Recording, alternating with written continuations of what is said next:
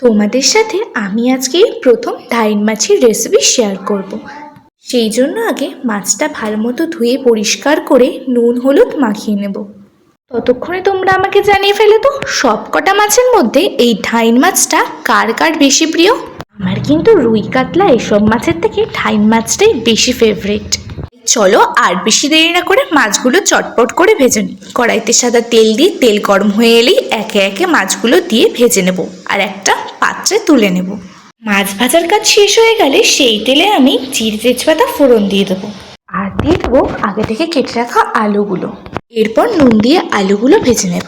বেশিরভাগ মানুষই বলে থাকে সব সবজির মধ্যে আলুটা নাকি তাদের একটু বেশি ফেভারিট, কিন্তু আমার কিন্তু ব্যক্তিগতভাবে আলুটা খুব একটা পছন্দ না। যাই হোক, নুন দিয়ে আলুটা ভেজে নেওয়ার পর আমি এতে দিয়ে দেবো টমেটোর একটা পেস্ট। এরপর এই টমেটোর সাথে আলুটা একটু ভালোভাবে কষিয়ে নেব। এই মশলাটা কষিয়ে নিতে নিতে তোমাদের সাথে একটু গল্প করা যাক। তাহলে আমাকে বলো তো আজকে কার কার বাড়িতে কী কী মেনু হয়েছে। আর যদি আমার বাড়ির আজকের মেনু আর তোমাদের বাড়ির আজকের মেনু একইভাবে সেম হয়ে যায় তাহলে কিন্তু কমেন্টে অবশ্যই জানিও। মশলাটা একটু ভালো করে কষিয়ে নেওয়ার পর আমি চলে যাব রসুন থেতো করতে। এখানে আমি 6-7 কোয়া মতো রসুন নিয়ে নিয়েছি আর সেগুলোকে থেতো করে এর মধ্যে দিয়ে দিয়েছি। এই টমেটো পিউরি কষানোর সময় যদি রসুন থেতো করে দেওয়া হয় তাহলে কিন্তু এটার একটা সুন্দর স্মেল বের হয়। এরপর একটু নাড়াচাড়া করে আমি এতে দিয়ে দেবো আগে থেকে পেস্ট করে রাখা আদা জিরে কাঁচা লঙ্কার পেস্ট। এরপর পরিমাণ মতো হলুদ গুঁড়ো দিয়ে বেশ কিছুক্ষণ নাড়াচাড়া করে নিতে হবে। তারপর বেশ কিছুক্ষণ পরে যখন দেখবে মশলাটা প্রায় অনেকটাই কষে এসেছে তখন সামান্য একটু জল দিয়ে আবারও মশলাটা কষিয়ে নিতে হবে।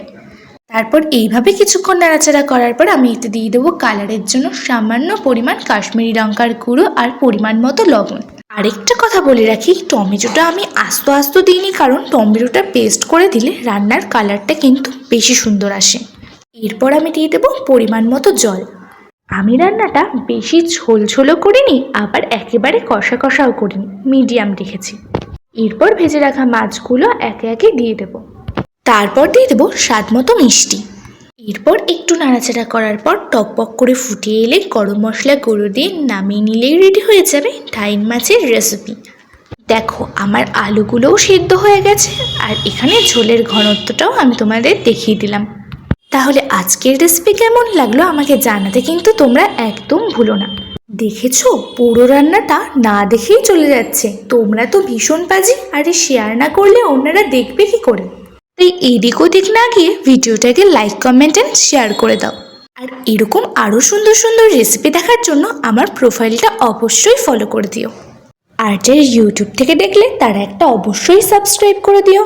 তাহলে আজকে এই পর্যন্তই রইল, দেখা হবে আরও এক নতুন রেসিপির সঙ্গে। সবাই ভালো থেকো, সুস্থ থেকো আর এভাবেই আমাকে ভালোবাসা দিয়ে যেও।